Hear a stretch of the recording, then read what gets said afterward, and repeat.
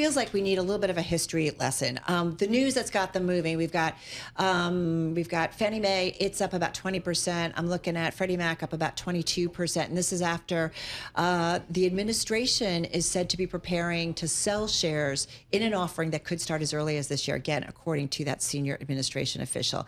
With the latest on that, and kind of, as I said, a history lesson, Bloomberg TV and Radio, international economics and policy correspondent Michael McKee. Bring in the old guy for the history lesson. Well, it's not the old guy. Like a fine wine, Mike, you just get better and better. But no, like, there is history behind these two names in a big way. Especially, you look at Fannie Mae, was chartered in 1938. It's been around for a long time. Freddie Mac came along in 1970. Stepping back for just a second, here's what they do. They basically buy mortgages from banks and mortgage lenders and package them into securities and sell them to investors. And that way the banks have more space on their balance sheets to make loans. And because Fannie Mae and Freddie Mac have sold these off to investors who are anxious to get the yield on them, they can predict essentially what their mortgage costs are going to be. And so they can have keep mortgage rates generally fairly stable.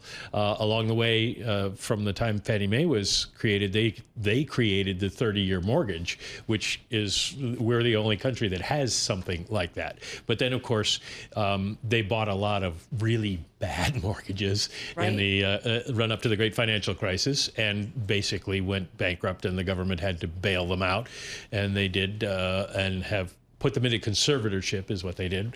But the way they did it was they still left shares outstanding. And so a lot of people a lot of hedge funds got into the business of buying up Fannie and Freddie shares at pennies on the dollar, and have been sitting on them for 17 years now.